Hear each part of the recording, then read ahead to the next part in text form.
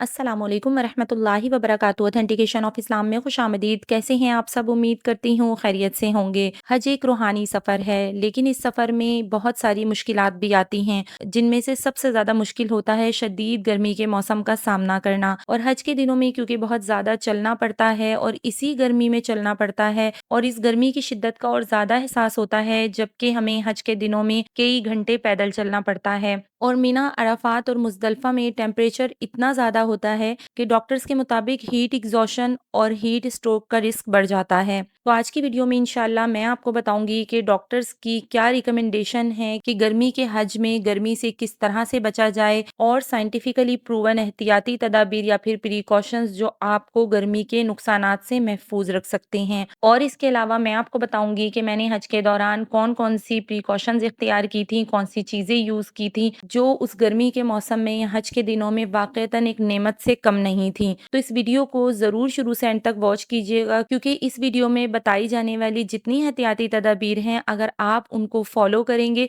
तो इंशाअल्लाह ताला बहुत सी परेशानियों से बच जाएंगे। तो चलिए अपनी वीडियो स्टार्ट करते हैं, लेकिन उससे पहले अगर आप मेरे चैनल पर न्यू हैं तो मेरे चैनल को सब्सक्राइब कर दीजिए और मेरी वीडियोस को लाइक एंड शेयर कर दीजिए, और बेल आइकन को प्रेस करना मत भूलिएगा ताकि मेरी हर आने वाली न्यू वीडियो आपको मिल सके। नहमदुहु व नुसल्ली अला रसूलिहिल करीम, फ़अऊज़ु बिल्लाहि मिनश शैतानिर रजीम, बिस्मिल्लाहिर रहमानिर रहीम। तो डॉक्टर्स ये कहते हैं कि गर्मी के मौसम में पानी पीना काफ़ी नहीं होता। जब आपकी बॉडी से ज़्यादा पसीना निकलता है तो बॉडी से सॉल्ट और मिनरल्स यानी इलेक्ट्रोलाइट्स भी निकल जाते हैं। इसलिए हर 15 से 20 मिनट में थोड़ा थोड़ा पानी पिएं, चाहे आपको प्यास लगे या ना लगे। हमारे यहाँ कुछ ख़वातीन व हज़रात पानी इसलिए भी नहीं पीते कि बार बार वॉशरूम जाना पड़ेगा।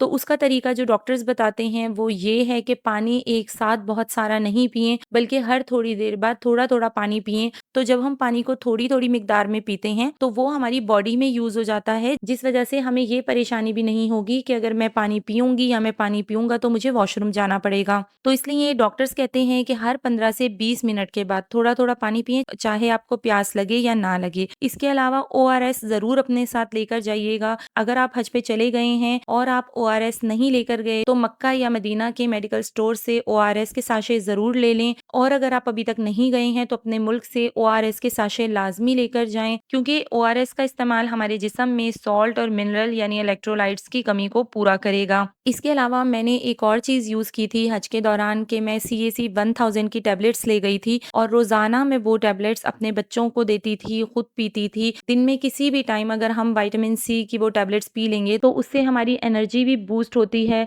और अल्हम्दुलिल्लाह ये विटामिन C की टैबलेट्स मैंने खुद भी यूज़ की, अपने बच्चों को भी दी। मिना में, अराफात में, मुज़दलिफ़ा में जो पानी की बॉटल्स मिलती हैं, बस उसी के अंदर एक टैबलेट डाल दी और वो उसके अंदर हल हो गई, और फिर बच्चों ने पी ली। तो उससे ये हुआ कि एनर्जी लेवल हमारा डाउन नहीं हुआ, और अल्हम्दुलिल्लाह इस टैबलेट से भी हमें बहुत फ़ायदा रहा। विटामिन C की टैबलेट के लिए आप अपने डॉक्टर से पूछ लें, अगर आपके डॉक्टर आपको सजेस्ट करते हैं तो आप वो भी यूज़ कर सकते हैं। इसके अलावा एक गलती जो हाजी साहिबान करते हैं और डॉक्टर्स इसको मना करते हैं कि बहुत ज़्यादा ठंडा पानी एकदम बहुत सारा ना पिएं। जब हम गर्मी में चल के आते हैं या गर्मी की शिद्दत में बहुत इजाफा होता है और उस वक्त हम बहुत ठंडा पानी एक साथ बहुत ज़्यादा पी लेते हैं तो ये हमारे स्टमक पे इफेक्ट कर सकता है। तो इसके लिए आपने क्या करना है कि हर थोड़ी देर बाद थोड़ा थोड़ा सा पानी पीना है। सही है। इस साल हज के दिनों में टेम्परेचर 45 से 48 तक जा सकता है, तो इस सूरत में हीट स्ट्रोक का खतरा भी बहुत बढ़ जाता है। तो डॉक्टर्स के मुताबिक हीट स्ट्रोक एक इमरजेंसी कंडीशन होती है। तो जब बॉडी का टेम्परेचर 40 सेंटीग्रेड से ज़्यादा हो जाए और बॉडी अपने आप को कूल ना कर सके तो आप समझ लें कि आपको हीट स्ट्रोक हो चुका है। इसकी जो सिम्टम्स डॉक्टर्स ने बताई हैं वो ये हैं कि सर घूमता है यानी चक्कर आते हैं, तेज बुखार फील होता है, और कंफ्यूजन रहती है या बेचैनी हो जाती है, स्किन बहुत ज्यादा गर्म हो जाती है और ड्राई हो जाती है, और समटाइम बेहोशी भी हो जाती है जब सिम्टम्स इसकी और ज्यादा हों। तो अगर आपके साथ इस तरह की कोई भी कंडीशन हो तो फौरन वहाँ पे मौजूद डॉक्टर से राब्ता करें, और आपको परेशान होने की जरूरत नहीं है। मिना में भी डॉक्टर्स होते हैं, मुजदलफा में भी होते हैं, और इसके अलावा जब हम रमी करने के लिए जाते हैं तो जमरात का जो रास्ता है वहाँ पे भी जगह जगह डॉक्टर्स की टीम मौजूद होती है। हीट स्ट्रोक में डॉक्टर्स कहते हैं कि अगर आपको ये फील हो कि आपको हीट स्ट्रोक हो गया है तो फौरन फ़ौरन इस तरह के पेशेंट को एसी में रखें, एयर कंडीशन के आगे बिठा दें और उसकी गर्दन पे ठंडा पानी लगाएँ, उसके चेहरे पे ठंडा पानी लगाएँ, तो इससे भी हीट स्ट्रोक का ज़ोर कम होता है और फ़ौरन डॉक्टर से रुजू करें। अगली चीज़ जो डर्मेटोलॉजिस्ट रिकमेंड करते हैं वो ये है कि सनस्क्रीन आपने यूज़ करना है। अब यहाँ बाज़ लोग ये समझते हैं कि सनस्क्रीन जो है वो सिर्फ़ हम अपनी ब्यूटी के लिए यूज़ करते हैं। ऐसा नहीं है, सनस्क्रीन जो है ये हम इसलिए भी यूज़ करते हैं कि सनस्क्रीन ना सिर्फ़ हमारी स्किन को डैमेज होने से बचाता है बल्कि हीट की एब्ज़ॉर्प्शन को भी कम करता है। तो इसलिए सनस्क्रीन का यूज़ करें। डॉक्टर्स ये सजेस्ट करते हैं कि हज के दिनों में क्योंकि धूप की तपिश बहुत ज़्यादा होती है, तो इसलिए जो आप सनस्क्रीन यूज़ करें वो आपका एसपीएफ 60 से लेकर एसपीएफ 100 तक होना चाहिए। तो क्योंकि हज के दिनों में जो हमें सनस्क्रीन यूज़ करना होता है वो विदाउट फ्रेग्रेंस यूज़ करना होता है, तो इसके लिए मैं जेनफॉर्म कंपनी का स्पेक्ट्रा सनब्लॉक लेकर गई थी। शायद एसपीएफ 100 के साथ होता है और उसके ऊपर लिखा हुआ भी होता है कि विदाउट फ्रेग्रेंस। तो अगर आप जेनफॉर्म का सनब्लॉक ले रही हैं तो ये मेक श्योर कर लें कि वो विदाउट फ्रेग्रेंस हो, ठीक है। इसके अलावा अगली चीज़ आ जाती है कि हमने कपड़े किस तरह के पहनने हैं। तो मैं अपनी पिछली बहुत सारी वीडियोज़ में भी आपको बता चुकी हूँ कि हज के दिनों में क्योंकि गर्मी बहुत ज़्यादा होती है और हमारे यहाँ ख़वातीन की ये ख्वाहिश होती है कि भई हम हज के लिए जा रहे हैं, इतने बड़े फ़र्ज़ के लिए जा रहे हैं, तो जो वाक़ईतन बहुत बड़ी खुशनसीबी है, तो वो सोचती हैं कि हम अच्छे कपड़े पहने, अच्छे दिखें। तो अच्छे कपड़े पहनना या अच्छा दिखना हर एक की ख्वाहिश होती है। लेकिन हज के दिनों में मैं पहले भी बता चुकी हूँ कि हज के दिनों में आपने जो कपड़े यूज़ करने हैं, तो लॉन के कपड़े पहने जो बारीक कपड़े हों और कई दफ़ा धुल चुके हों। अगर हम नए कपड़े हज के सफ़र में लेकर जाएँगे, हज के 5 डेज़ के लिए लेके जाएँगे, तो नए कपड़े क्या होता है कि उनके अंदर पसीना एब्ज़ॉर्ब नहीं होता और वो थोड़े मोटे भी होते हैं। तो वो कपड़े जो आपके काफ़ी टाइम धुल चुके हैं लेकिन सही कंडीशन में हैं, तो आप हज के दिनों में वो पहने क्योंकि वो कपड़े ज़्यादा कंफर्टेबल होते हैं बनिस्बत न्यू कपड़ों के। तो आपने फैब्रिक जो है वो लॉन लेना है, कॉटन या कोई भी ब्रीथेबल फैब्रिक जो आप यूज़ करती हैं जिसमें आप कंफर्टेबल फ़ील करें। इसके अलावा डॉक्टर्स कहते हैं कि लाइट कलर के कपड़े पहने क्योंकि डार्क कलर के जो कपड़े होते हैं वो सन रेज़ेज़ को एब्ज़ॉर्ब करते हैं। इसके अलावा लूज़ कपड़े पहने क्योंकि टाइट और सिंथेटिक कपड़े बॉडी हीट को ट्रैप करते हैं जो डेंजरस हो सकता है। अगली चीज़ ये है कि मेडिकल एक्सपर्ट जो स्ट्रांगली एडवाइस करते हैं वो ये है कि जो पीक हीट आवर्स होते हैं यानी कि 12 पीएम से 4 पीएम तक, 12 बजे से शाम 4 बजे तक, तो उसमें अननेसेसरी वॉकिंग से अवॉइड करें। इसके अलावा जो 11, 12 और 13 ज़िलहज्जा की रमी होती है उसकी टाइमिंग भी ज़ोहर का वक्त दाखिल होने से लेके मगरिब तक का होता है। तो कोशिश ये करें कि ज़ोहर का वक्त दाखिल हो जाए तो धूप के टाइम पे आप रमी करने नहीं जाएं बल्कि असर का वक्त वहाँ पे जल्दी हो जाता है। तो असर की नमाज 3:30 बजे हो जाती है तकरीबन, तो आप असर की नमाज पढ़ें और उसके बाद जमरात के लिए निकल जाएं तो इंशाअल्लाह मगरिब से पहले-पहले आपकी रमी हो जाएगी। और आप कहीं भी जाएं, जैसे आप जमरात जा रहे हैं या मिना से अराफात और मुज़दलिफ़ा, तो जहाँ पे आप थक रहे हैं तो वहाँ पे रेस्ट ज़रूर कर लें। ये नहीं कि आप थक रहे हैं फिर भी आप चलते जा रहे हैं, चलते जा रहे हैं। थोड़ा-सा रेस्ट लें, अपनी बॉडी को रिलैक्स करें, उसके बाद आगे बढ़ जाएं। एक चीज़ याद रखिएगा कि ओवर एक्सर्शंस और हीट ये दोनों मिलके हीट स्ट्रोक का रिस्क बढ़ा देती हैं। इसलिए खुद को रिलैक्स करें, थोड़ा रेस्ट लें और फिर आगे चलें। अगली चीज़ जो है वो है कि अगर गर्मी आपको ज़्यादा फ़ील हो ना, तो फेस और नेक पर पानी का स्प्रे करें। तो अगर डाइट की बात करें तो डॉक्टर्स ये रिकमेंड करते हैं कि आपने हैवी, ऑयली और स्पाइसी फूड से अवॉइड करना है। वाटर रिच फूड लेनी है जैसे कि फ्रूट वगैरह। तो फ्रूट वहाँ पे हर हाजी को उनके खाने के साथ मिलता है, तो वो फ्रूट लाज़मी खाएँ। इसके अलावा जूसेस मिलते हैं, जूसेस का इस्तेमाल करें। इसके अलावा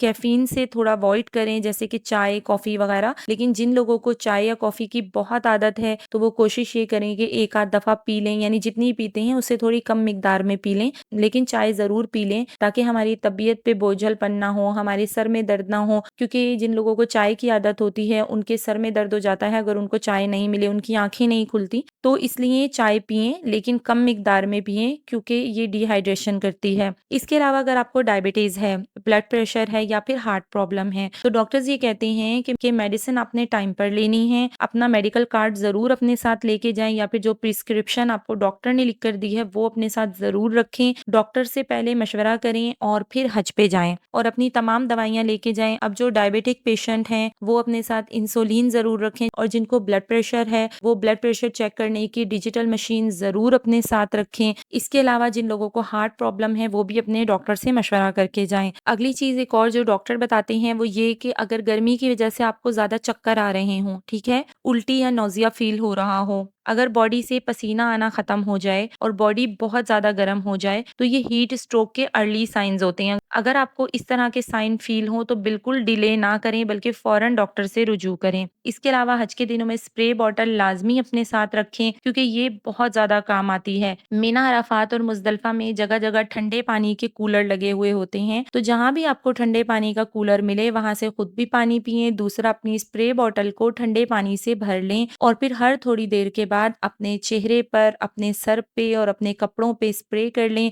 मर्दों का क्योंकि सर पहले से गंजा हुआ होता है, उन्होंने उम्रा किया हुआ होता है, तो सर के ऊपर डायरेक्ट हीट पड़ती है। मर्द हज़रात क्योंकि ihराम की हालत में सर पे कोई कपड़ा भी नहीं डाल सकते, तो आपने स्प्रे बॉटल में पानी भर के रखना है और हर थोड़ी देर बाद अपने सर पे स्प्रे कर लें, अपनी गर्दन पे स्प्रे कर लें। इसी तरह ख़वातीन अपने सर पे स्प्रे लाज़मी कर लें बुर्के के ऊपर ही, तो इससे इंशाअल्लाह आपको बहुत फ़ायदा होगा। स्प्रे बॉटल हर हर हालत में आपने लाज़मी अपने पास रखनी है, ठीक है? और एक और चीज़ जो मेरे हज के सफ़र में बहुत ज़्यादा काम आई, वो थी हाथ के झलने वाले पंखे। तो ये पंखे लाज़मी आपको लेके जाने हैं, ये आपने बिल्कुल स्किप नहीं करने। तो मैं अपनी फैमिली के हर फ़र्द के हिसाब से 7-8 पंखे हाथ के झलने वाले लेकर गई थी, और यकीन करें कि वो इतना हमारे काम आए कि जब हम मिना से अराफात के लिए निकलते हैं और ट्रेन तक जाने के लिए इतना ज़्यादा टाइम लगता है कि अक्सर तो ऐसा होता है कि कई-कई घंटे वेट करना पड़ता है। और आप यकीन करें कि जब हम मिना से अराफात के लिए निकले थे, तो तकरीबन ट्रेन तक पहुँचने में ही हमें डेढ़ 2 घंटे लग गए थे। अब वो डेढ़ 2 घंटा खड़ा होना मुश्किल हो गया था, लेकिन अल्हम्दुलिल्लाह हमारे पास हाथ के पंखे थे, तो पंखे झलते रहे और फिर जब थक गए तो फिर हम वहीं रोड पे ही बैठ गए। तो इतना ज़्यादा आपको वेट करना पड़ता है ट्रेन तक जाने के लिए, तो ये पंखे जो है ना, ये बहुत काम आएँगे। जो बेचारे बुज़ुर्ग ख़वातीन और हज़रात होते हैं, वो बेचारे गर्मी में हाँप रहे होते हैं, साँस नहीं आ रहा, परेशानी हो रही है। कोई कहता था कि अपना पंखा हमें दे दें, कोई कहता था हमें दे दें, तो वो पंखे ना सिर्फ मेरे और मेरी फैमिली के काम आए, बल्कि दूसरे हाजियों के लिए भी काम आए। इसी तरह अराफात के ख़ैमे बहुत बड़े ख़ैमे होते हैं और उसमें बहुत सारे चिलर्स लगे होते हैं, जो रात के टाइम पे तो बहुत चिल करते हैं, लेकिन दोपहर के टाइम पे जैसे ही 10, 11, 12 बजे का टाइम था, तो अराफात के ख़ैमों का अंदर का जो टेम्परेचर था वो 52 आ रहा था और चिलर्स ने काम करना बिल्कुल छोड़ दिया था। तो